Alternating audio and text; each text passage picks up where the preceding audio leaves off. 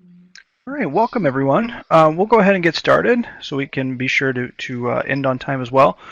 We just want to welcome you and thank you so much for joining us today for another installment of the Research Webinar Series hosted by our team here at the Michigan Virtual Learning Research Institute, or MVLRI. The goal of MVLRI is to expand Michigan's capacity to support new learning models, engage in active research to inform new policies in online and blended learning, and strengthen the state's infrastructures for sharing best practices. MVLRI is a division of MVU, or the Michigan Virtual University, a nonprofit organization whose mission is advancing K-12 education through digital learning, research, innovation, policy, and partnerships. MVU also provides student learning services for K-12 students through the Michigan Virtual School, as well as professional development opportunities in blended and online learning through its Professional Learning Services division.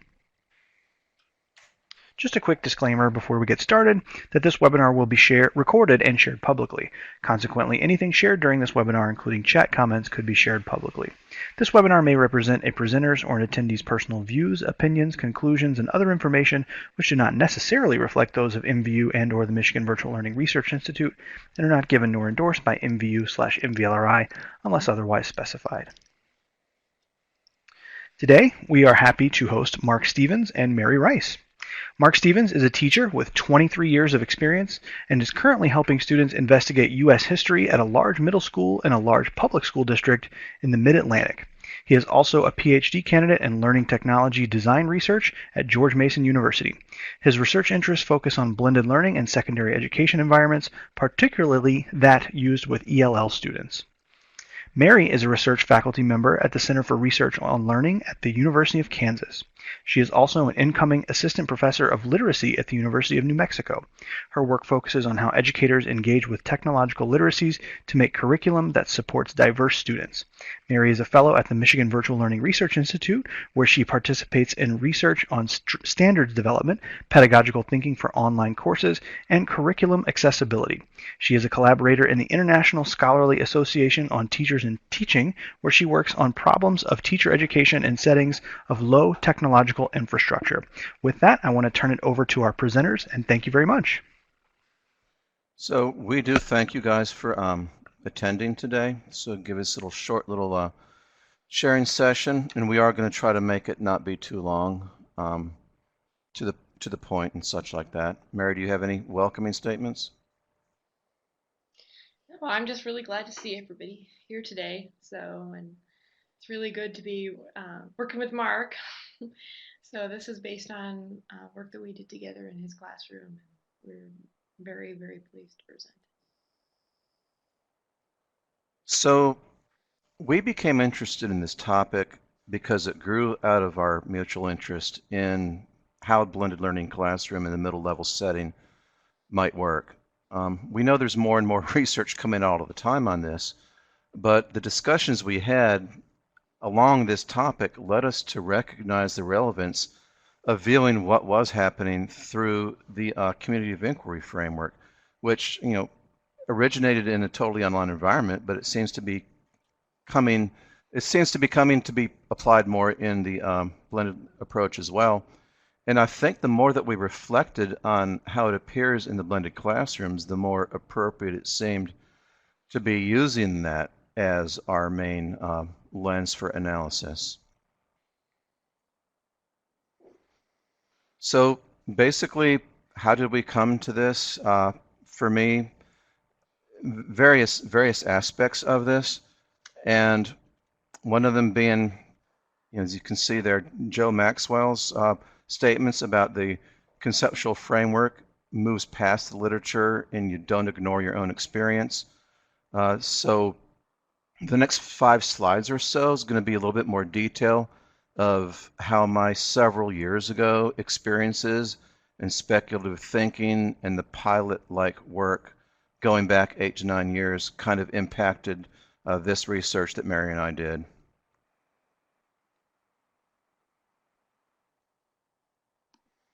So, as Justin mentioned, I have been teaching for 23 years. So long ago that when I first started this kind of work with technology-enhanced learning, blended learning, it was a 2600 baud modem that came into the school, and it could be sent to one of 6 rooms, and we had to submit an actual presentation request for a 5200 baud modem. So that kind of dates me, but it shows you some of the experience that I may have had that's relevant to my interest in this.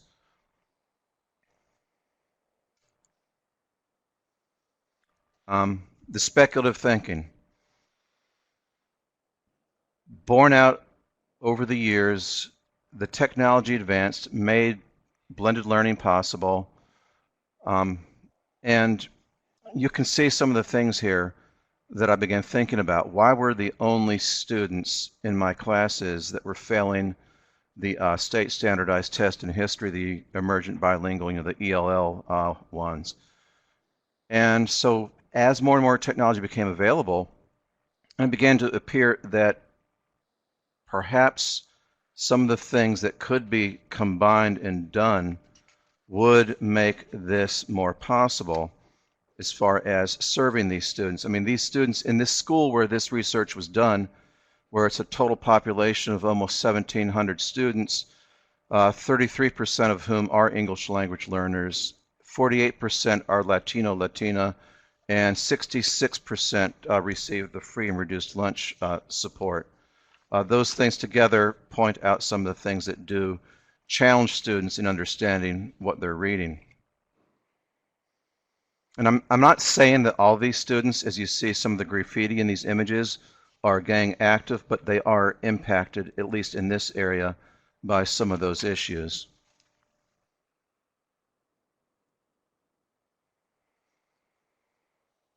So the pilot exploratory aspect of this goes back to some of the work that I did before I even met Mary, which provided some of the reflection that led us to choose the examples that we did write about in the research.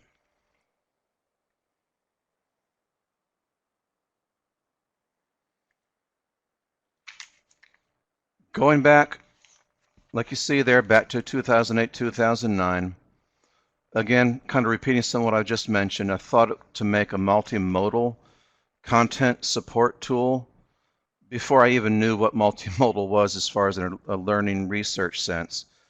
And it took a while to find the HTML coding that would be simple enough to use and the LMS that would hold it in a flexible way.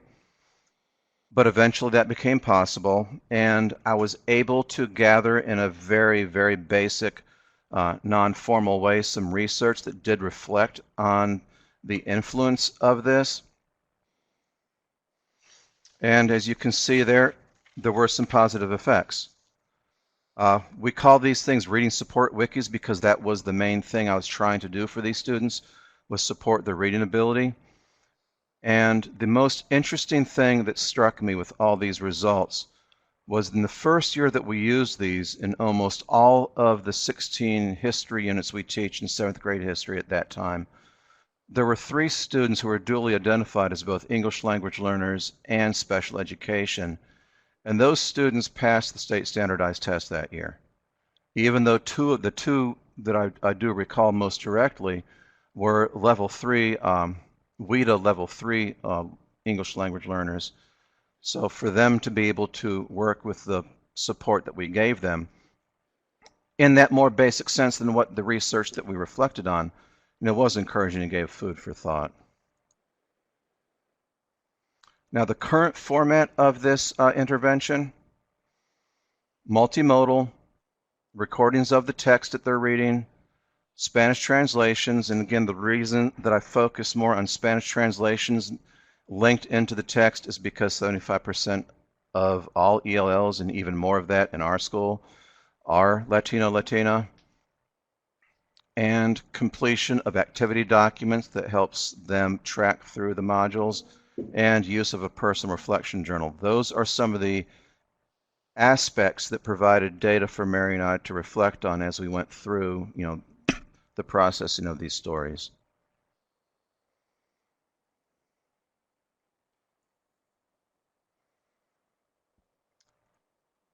Item A is pretty much those are set. the technical parts, and then also you have Yeah. face-to-face. Yeah. I mean, the face-to-face things, as we just talked about, are pretty much set, but the face-to-face components, as you can see, item A is pretty much set, but it can be used in differentiated ways, which is where the whole idea of the teaching and the social presence starts to come more into play. And item B and C may require a keen sense of observation and a willingness to make change on the fly using your teaching presence as it's needed.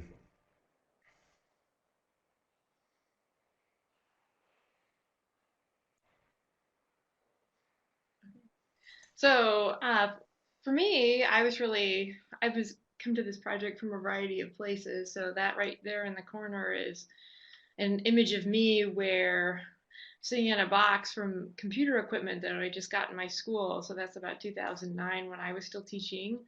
So I taught junior high and mostly, and then I also did ran migrant summer school programs within my district and placed teachers and gave them experience and things like that. So I taught ESL. I also taught English language arts.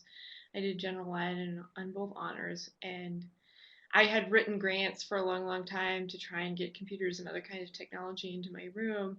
And, finally things started happening for me. Like I said, in about 2009, we got all this stuff and we unpacked it. And so I'm sitting in the box. I think it's fun, sort of as a picture of a relic, to think about how big that stuff still was in 2009 that they were putting into schools. But what we did with those is my students and I stayed after school and we pushed each other up and down the hall, sort of had our own version of a cardboard Iditarod, and it was very fun. And I think I put this in here to talk about because we are interested in presence and in thinking about teachers and students having relationships with each other and how those relationships operate, and also seeing teachers and students as like real people as well. So it's sort of a moment like that for me, and I think you can hear some of the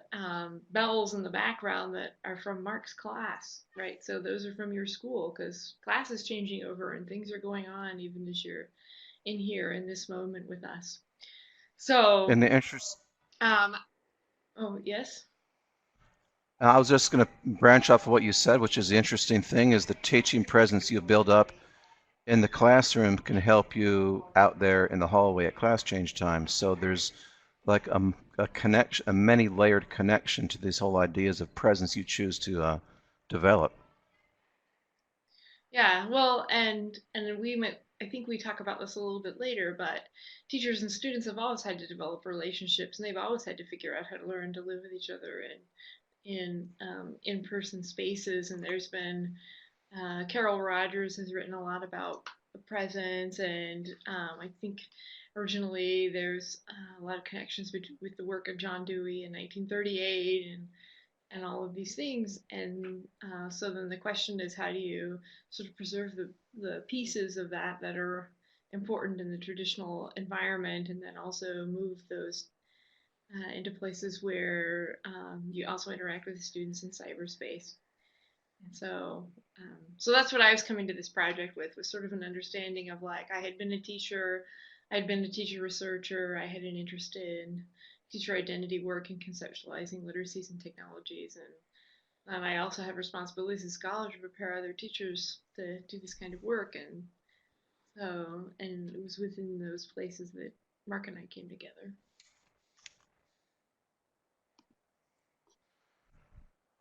Oh, went too far. We're not going to get too far into the deep weeds on the literature here. We just wanted you to know that we were indeed guided by some specific things, as you see there, the four basic elements, many of them interrelated. We just want to let you know where we're coming from. Mm-hmm.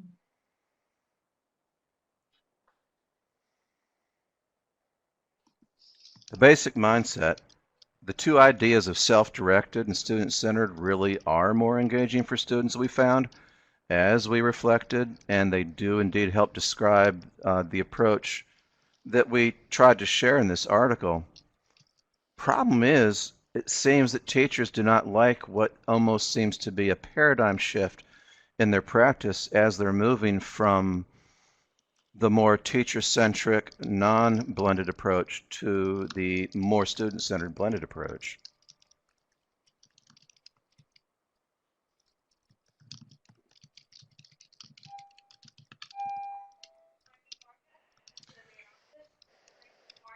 And again, the community of inquiry elements. The idea of learning, as Mary was just talking about, being a social process is one that can be so obvious that sometimes we do underestimate its importance. And with this ever evolving world of online interaction, the social aspect of learning, even when we do it in a blended fashion, takes on even greater meaning. I mean, I guess one more recent example than what we wrote about is if a student of mine happens to be absent, you ask their friends, do you have their cell phone number, and tell them to text them and make sure they understand what it is we're supposed to be doing, what they're missing, which if you hadn't already built up that type of teaching presence with them, I don't know how they would take that. So it's like a multifaceted in different times and different spaces type of concept. Yeah, because you're not used to having that kind of interaction with your teacher outside of the classroom. So so in a way, blended learning or highly or technologically supported learning in its various forms allows teachers to be people in ways, potentially allows teachers to be people in ways that they have never been before. They've always been sort of the Plutarchian person up on the mountaintop that you couldn't touch. Mm-hmm. So again, community of inquiry, basic elements. The key understanding we felt that was relevant to what we were doing from this literature was about the manifestation of the presence is how they overlapped. And again, that's something that's almost so obvious that it's like, why even mention it? But teacher using social presence developed in class and online to successfully exert the presence necessary to redirect students' cognitive presence on the fly, like we shared in the boy who smiled too much, as part of this article that we're talking about.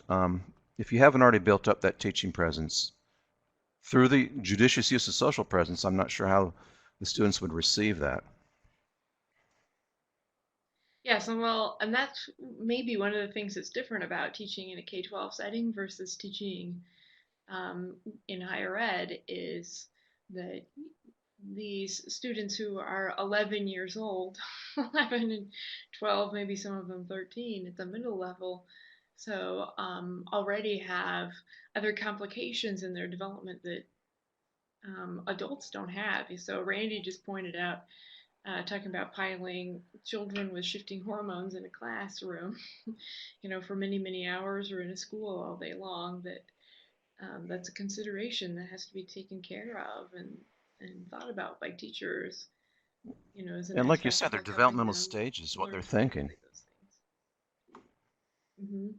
Yeah, I mean, as I had a well class. as their ability to think about cognitive issues because they're developing cognitive complexity, but they're not adults. No, no, they're not. And they have the opinion that adults need to pay attention to what they say, but they don't necessarily need to pay attention to adults. So you got to keep these things in mind as you're developing these presences with them. All right. Relevance of community of inquiry to blended learning. You can see there's some bullet points there, but the main thing that we wanted to touch on that was relevant to our research was it gives teachers a framework that they can flexibly use, not just as they interact with the students in learning, but as they design the learning. Because if you design your learning with the community of inquiry elements in a blended environment, it can work more efficiently. Allows you to differentiate and prepare for the future differentiation that you might need, again, as as need for change is indicated. Yes, and then also thinking about the community of inquiry and whether you're building that online or whether you're building that in a traditional environment or whether you're trying to build those both simultaneously, since the students are working in class on the computers either face to face with you, as well. So you're sharing the same physical space, and then they go and do work on their own apart from you in cyberspace. And then they also, like, my students used to follow me around the grocery store. You also face to face experiences with kids outside of the academic setting. Mhm.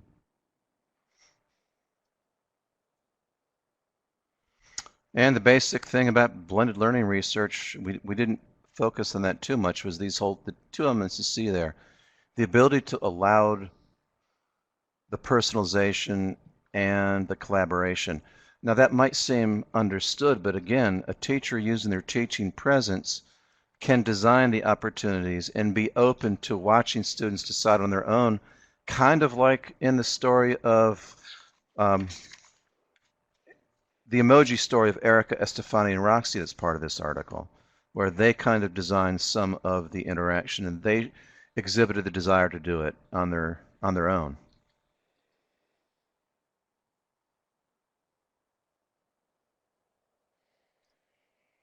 Yep. So, and yes, this is much more complicated, like I said, than just using computers in a classroom or having students work fully online. That there are all of these dimensions that are constantly operating. As a teacher, you Which have is multiple one of the places where you got to keep bringing together social and cognitive presence. and building these understandings is one of the key challenges for all of you who are involved in teacher education, specifically related to blended learning, is helping teachers understand the true nature of blended learning. So here we are in the methodology, which follow that narrative approach, analyzing the interactions that Mary and I had with each other and that I had with my students. Yeah, so we decided that we wanted to use a narrative inquiry approach because what we were really interested in was sort of mapping or thinking closely about the interrelated stories in a grand sense that go on in classroom life. And so, and it's not a methodology that's often used in classroom research that is has been aimed at these community of inquiry and these different kinds of presences because mostly in the literature people have been kind of trying to operationalize so what cognitive presence means and what the features of it are. And what we did was we went back to the Deweyan experiential roots of the educational experience, and we were interested more in sort of digging into what those are and how those play out and what that really looks like in a classroom because there's so little work in the blended setting, particularly for K-12 and especially for middle level learners. So there are 10 million middle level learners in the United States right now. There is very little research that specifically addresses or thinks about those populations. And so the way that we framed out the narrative inquiry was a series of narrative episodes that underwent the narrative inquiry processes this is typical in the methodology of burrowing, broadening, and retelling. And so in burrowing, then we had to go through and look at so what is presence, how do we conceptualize it, how do we think that it operates for students, broadening, thinking about blended learning in general and how that research is operated in other places, and then also storing and restoring, where we have these ideas in our head and we have what's called personal practical knowledge of blended learning and teaching. So we've gone in with and worked with these students, and we have and our knowledge of teaching is bottled or bound up in the stories that we have about the students that we've worked with. And it was really a matter of noticing those stories as they occurred throughout this research process and unpacking the stories that we had from other interactions that we'd had before we had done this research and then sort of interfacing them together. So because Mark and I have been talking for a long time. We've been working together, sort of at least informally, since about 2014. And I knew a lot of things about his teaching, and had known a lot of things about his students and the kind of work that he did, and also the sort of the trajectory of his career. And then it's a matter of like capturing those and asking questions against them. And this is different than just narrative analysis, I would, where in that kind of methodology, I just ask Mark a bunch of questions about his tell me a story about where you thought you were really successful as a blended teacher, or tell me a story about a really hard day, and then I went through and looked for themes. So this is really more about a constellation or a pattern that reveals this larger image or phenomenon on a school landscape. And I like this metaphor of a constellation from Cheryl Craig because it really does kind of get the hint at this picture. So, for example, the W down towards the bottom of the page on this constellation picture is Cassiopeia, who is a queen.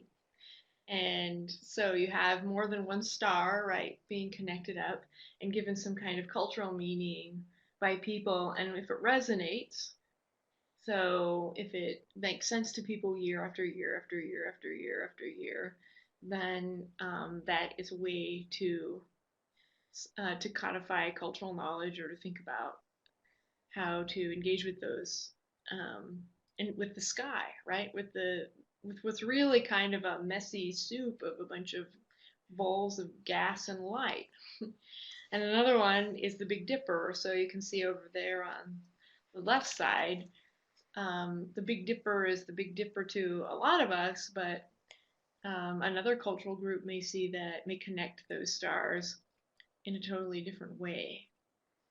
And so, what we were really trying to do is think about the constellation patterns that were emerging in what we were doing with kids so that we could really show the work that goes into creating different kinds of presence in a blended learning environment. So, and that required a lot of like these narrative touchstones, and one of them was the narrative beginnings, where we talked about how we came into the research and what our purposes were, and we tried to model that a little bit for you today. And also, we could have just done this webinar where you could hear our voices, but instead we put ourselves on the video because I wanted you to be able to see Mark's classroom behind him, and I wanted you to be able to hear the bells. And I'm over here in my office in Kansas, and so you can see me and see who I am, and as a way to think about positionality and subjectivity in in the research. So also in a narrative inquiry, there's a three-dimensional space, and it makes kind of a box like this. So you have the temporal happenings where things happen across time. You have a sociality dimension where you have to engage with the prior research, and then there's this place-based stuff where we have to document scenes as being important to our inquiry, this is a specific kind of school. So this is not like my classroom where I was teaching in rural Utah. This is an entirely, even though we were teaching kids that were approximately the same grade, and I had students from a lot of the same countries that Mark has students from, and this is a completely different kind of space. And the children notice this too, and they engage in that as well. So Mark's students are all in other places right now, so he can do this webinar. And some of them just really wanted to go to some other teacher's classroom, and some of them didn't because to them, this is their space and this is their time to work, even though technically they should be able to just take their computer and work anywhere, right? Well, So, and that some that extends to outside the classroom, the school as well, where some of them can indeed go to work at the library or whether in this area, the whole social aspect, it's not safe for them to go to the library by themselves. So this whole idea of making this possible in this blended environment within the school, is important, Mhm. using those Yes, and presences. also to sort of I think engage in the conversation about what blended learning is as a model, and how there's been a lot of discussion about what models of blended learning really look like and what the features are in order to qualify as a specific kind of blended learning. But when you get in and you're actually trying to work with kids, then you knock something together that works for your context. And and you Yeah. can't let people come in and be like, well, Heather Staker said this, and so you have to do this. That there really is this element where, even though you're doing blended learning, and even though, from an administrative perspective, people hope that you can um, standardize things, we have to resist that, because that's sort of my point earlier about making the kids eat at 10:35. So this is not about what works for us. This is about what works for kids and their context and what they want to do. So we did our best to, although it was easier to explain research, to try and talk about some major principles or ideas that came into our work. We didn't undergo a targeted kind of coding process, but instead what we did was we fashioned narrative accounts that we thought were resonant. So we fashioned narrative accounts that demonstrated this constellation pattern right here, so that you could see um, how these interactions in this class typically goes. So um, Mark made this slide about the process where we're telling the stories, we're recording them, we're thinking about how they're connected to other stories, and those stories can be things that actually happen within the classroom, but also institutional narratives about what blended learning is supposed to be like, and also community narratives too about whether the community is safe or unsafe, and for whom. So thinking about how the stories might impact what happened over the next day, month, or longer. So if this happens in class today, what are the reverberations? What can we foresee? And then redrafting those stories to include those impressions and connections, and then adding our notes to stories that we found were connected. Because we can't just turn in a 60-page chronicle of everything Hmm. that we experienced together during the research. We have to find a way to depict the phenomenon of uh, engaging in teacher presence, or and engaging students in various kinds of presence as they worked in this middle level classroom, in this setting, in the blended learning context. So, and obviously then that required a fairly flexible approach for data gathering. And because this is Mark's classroom, so he led this research and um, discussed it with me, and then we moved forward from there. So the discussions that we had were very informal. So Clendenin and Kane and Vera Kane talked about preserving the intimacy and the relational concerns that directed the narrative inquiry. So, because Mark's telling me stuff about his class that and showing me his students, and then that makes him vulnerable. So he's now in a position for me to be like, well, Mark is a blended learning teacher, but he's not following this certain model, or his kids, certain number of his kids still didn't pass, Hmm. or um, his kids misbehaved, they spilled a glass of water, and so he must not be a very good teacher, or this must not be a very good school. And instead of putting myself in the position of the researcher as somebody who's sitting up there to judge what Mark's doing, then it was much more important for us to have as unilateral or as a lateral interactions as possible, where people can just be honest, and there's not this sense of like him trying to demonstrate to me that something about his school or something about his community. And when And you can get to those places, then that's where you start getting, I think, the more trustworthy findings from the research. Even though, like I said, we didn't do this really complicated coding process, and we weren't trying to operationalize some aspect of community inquiry or presence. the frequency of the discussions and the combination of formal but yet informal nature, and making them not be overwhelmingly long, I think helped us to realize more of what we were observing.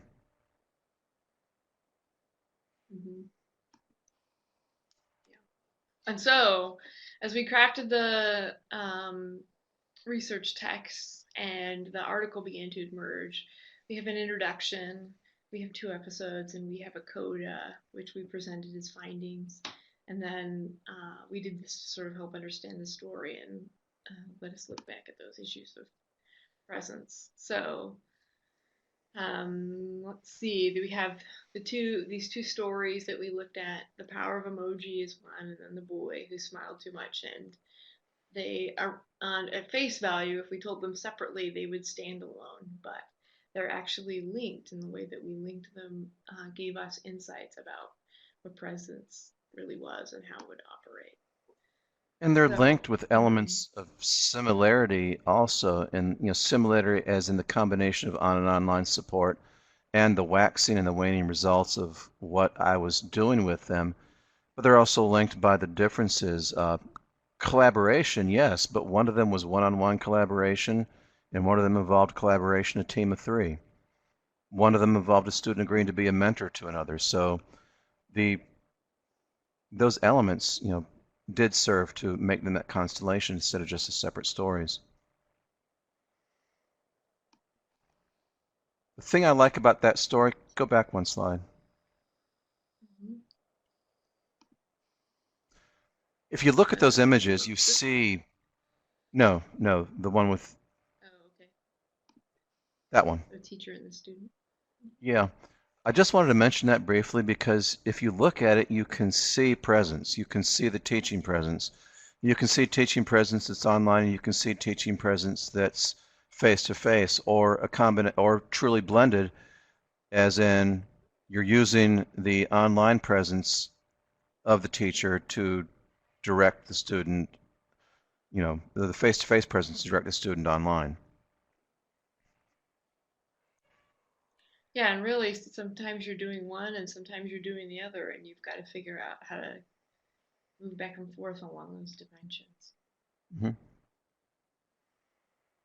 So this is another example of the waxing and the waning, the power of the emoji with Erica, Estefani, and Roxy, where they were definitely struggling to engage in self-directed learning activity that they needed to do in this module-based approach that was being used so that they could keep somewhere near the expected pace.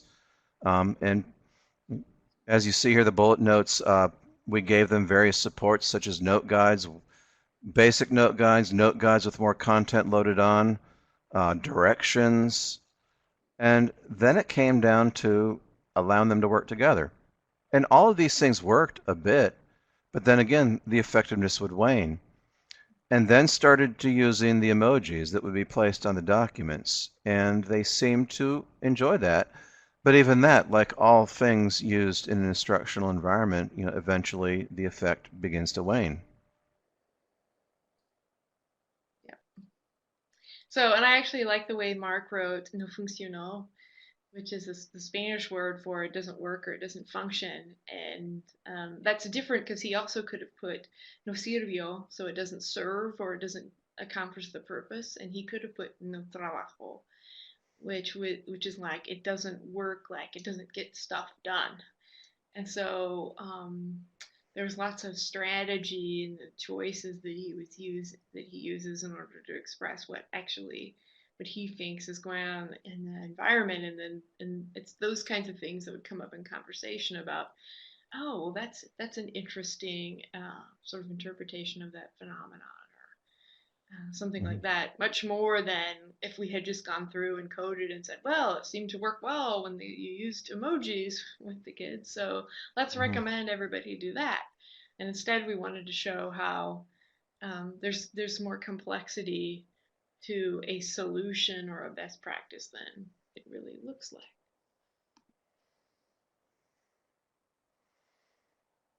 And again, the boy who smiled too much. Again, strategies worked, and then they didn't. Private conferences, you think you have an agreement, and then right away you see somebody off track in one way or another. You see them off track by noticing something in the face-to-face environment, And you provide support immediately in the online environment. So you're blending those kind of things.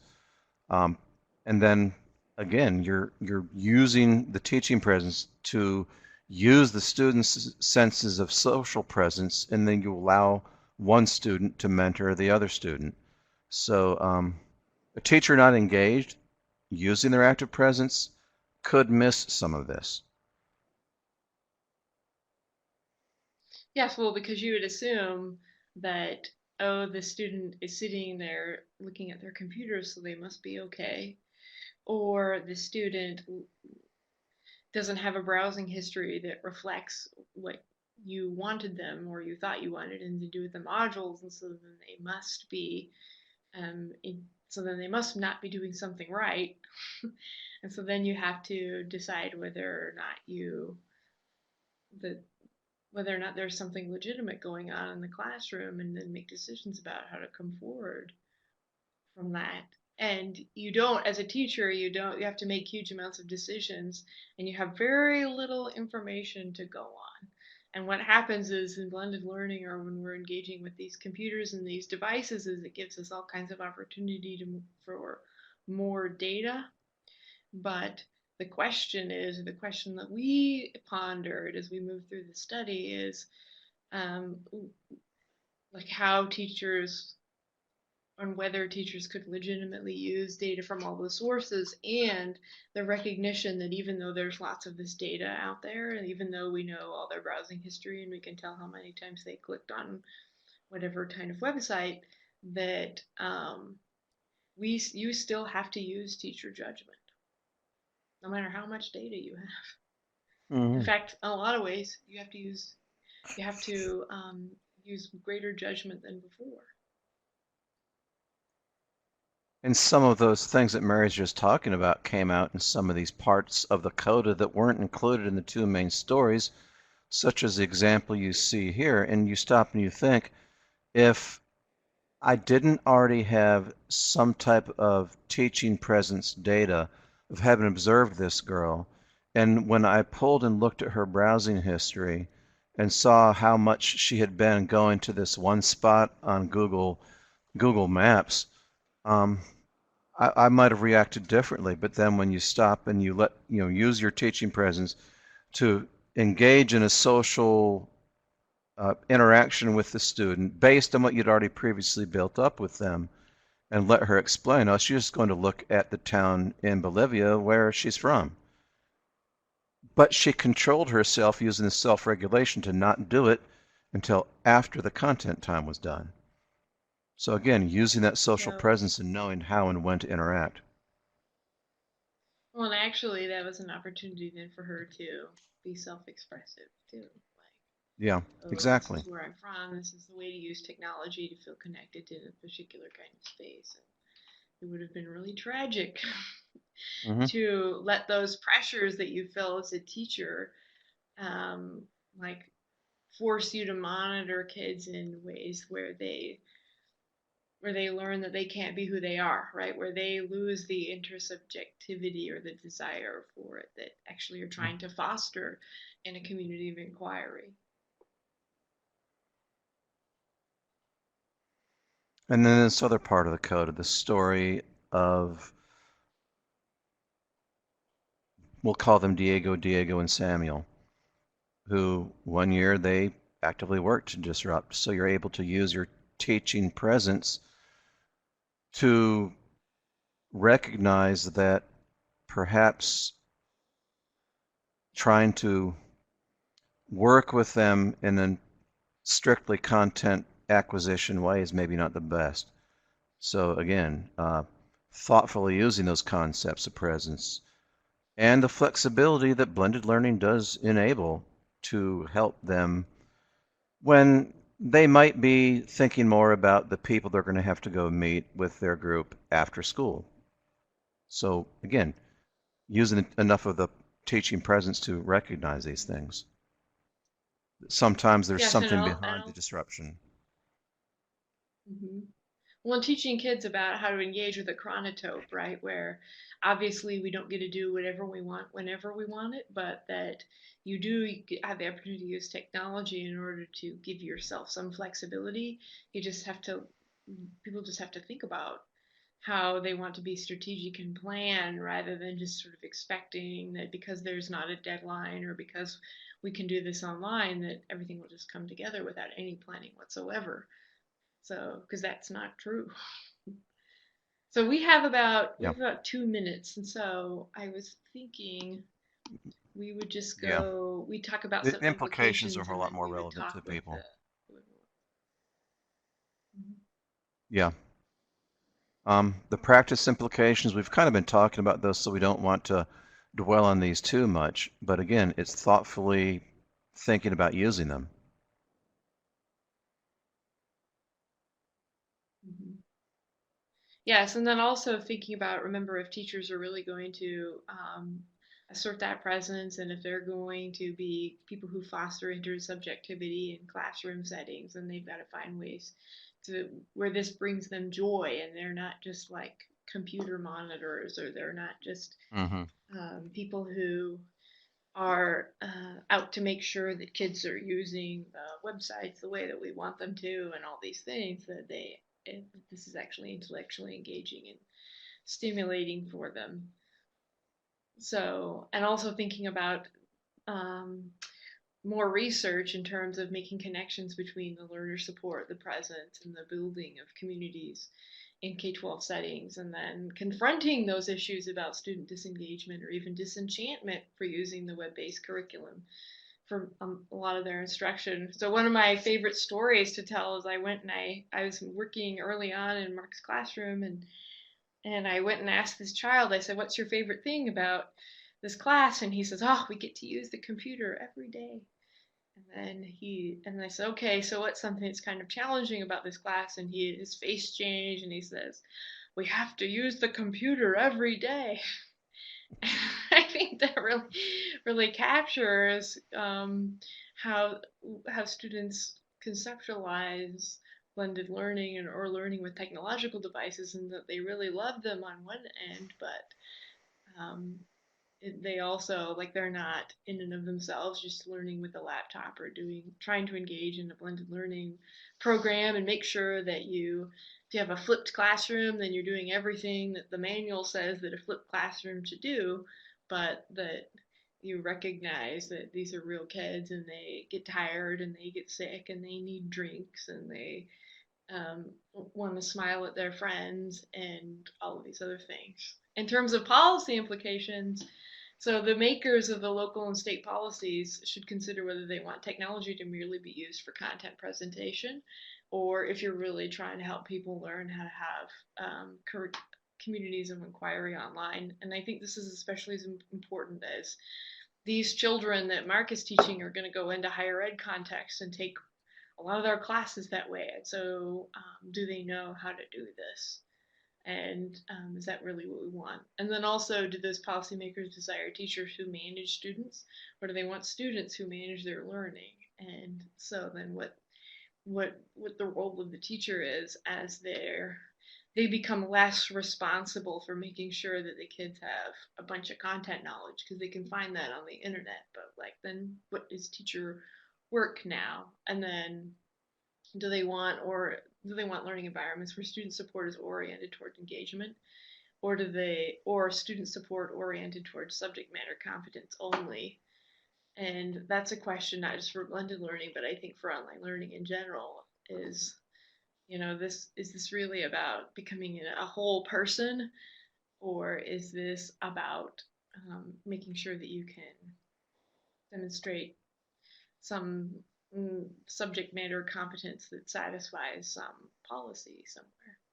And are those policymakers going to support the development of professional development that will enable the teachers to use these concepts of presence to serve the students? So there you have it. Well, because it's really easy to push people into efficiency narratives rather than thinking about relational. So this is where we ask for questions.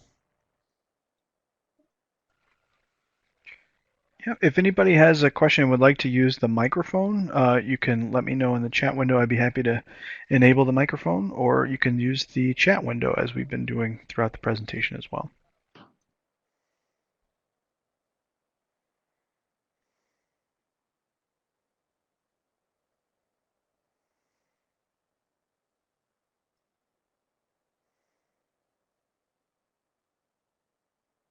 Thank you. Thank you. That's a good point. I'm sure Mike would agree too. Yeah. Well, I've been working on some data that I've gotten about professional development in fully online settings, and you ask teachers where they learn fully online teachers where they learn to teach students, and they say, oh, in professional development. And so then you ask them what they're learning in professional development, and you're not sure how those things that they're focusing on in professional development really are going to support them in working with kids.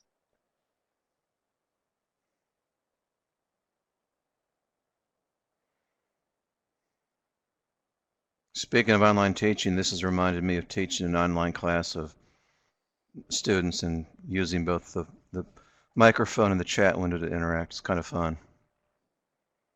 Hmm. Yeah, Randy made a point about modeling Yeah, effective online learning is really a challenge. So, it is. um, with, in my work with the Center on Online Learning and Students with Disabilities, one of our initial charges was to find good models, but it's tough. It's a struggle. So, and then because of the ways in which vendor relationships kind of appear in the equation, then there's lots of proprietariness that show up when you're trying to build a model or trying to share a model with teachers. So, whereas you don't, in K 12, you don't always own the stuff that you would like to, it would be helpful to share with teachers who are using And those things. Amy points out a valid goal for future research Hmm. about the skills and the knowledge coming from each modality. Yeah, so what do they learn by being in the physical setting in blended learning, and then what do they learn from using the technology, and how does that carry over between them? It's interesting. So, and Randy talks about flexibility, yet have them engage in social and group learning, as being a pretty big challenge as well. So, because cooperative learning is very helpful, and actually, because of one of my foci on students with disabilities, then one of the things that they are not getting in online learning environments, especially fully online learning environments, is social skills opportunities, and definitely not instruction. Mm-hmm. And so, and you would do that normally as a teacher, you do that just as they were working together, and there would be all these authentic opportunities where they would interact, and those possibilities go down, the greater reliance that you have on technology, and then what replaces it, and how do you do it, for whom. In these days and times, that whole, as Catherine points out, sustainable PD in these days of sometimes shrinking budgets is an issue. Mm-hmm. So there has to be Yes, that well, and dedication also from policymakers. there really does. There has to be people sort of at the state level that really support this stuff, and that rather than, oh, come in and teach my teachers how to be compliant, it's Mm-hmm. come in and teach my teachers, how to think and work with kids in creative and interesting ways. Mm-hmm. So, and Catherine Kennedy also said, um, gave an amen to the sustainable PD for blended and online learning. And I think her work's shown that people don't even think online or blended teaching is something that's going to happen to them. That schools of higher ed sort of think that's an fully online teaching is an afterthought, but and that's an uphill battle. That's something to kind of to consider. But blended teaching is the hot thing right now. So there's not a state that doesn't have some kind of blended initiative either already going or in the works. Yeah. So yes, and so you have to help people who are going to make these decisions and who have access to the funding, understand what the issues really are, because while a lot of them would not dream of putting their own children in inferior educational circumstances, they are not No. afraid to put people like Mark's students in those circumstances. And so Mark has to be the person who pushes back. So who absorbs the pressure without transferring it to the kids. So, Which and is how what led long me can to he what I'm last? doing now, to He's try to currently pretty use some of tough. this understanding Mhm. to branch out and have a greater effect, hopefully, someday. Mhm.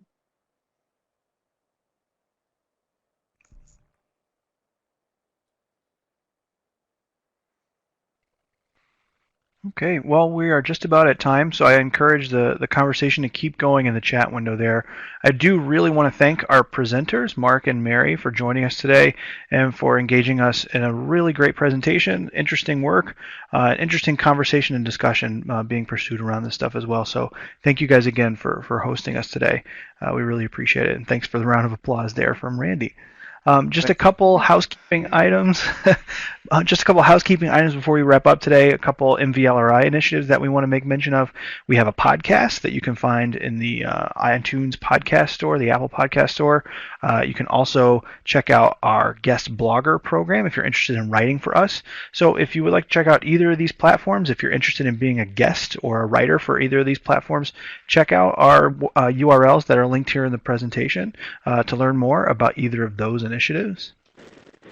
We also have an upcoming webinar 2 weeks from today on May 31st at 2 p.m. Eastern. We'll be hearing from Dr. Pei Lin and Dr. Susan Lowe's from the Teachers College at Columbia University about one of their recent publications from MVLRI, actually, a couple MVLRI fellows on student learning pathways through online algebra courses. I'm going to link the publication there in case anyone would like to actually read the report as well. So we hope to see you in a couple weeks for that presentation as well.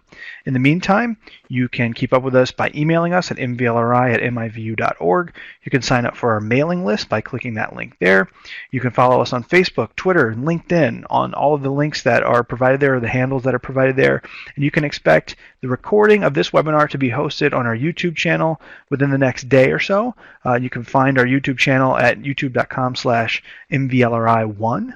And you can find all of our prior recordings of our webinars at our YouTube channel now as well. And to see any other upcoming webinars, you can visit our website at mvlri.org/presentations/webinars. With that, I will close this up. Thank you all for joining us today, and we hope you have a great rest of your week. Take care. Yep. Now go find your children, Mark. They're been gone for 45 minutes, so I'm cool. Okay. Yeah. Bye. Bye.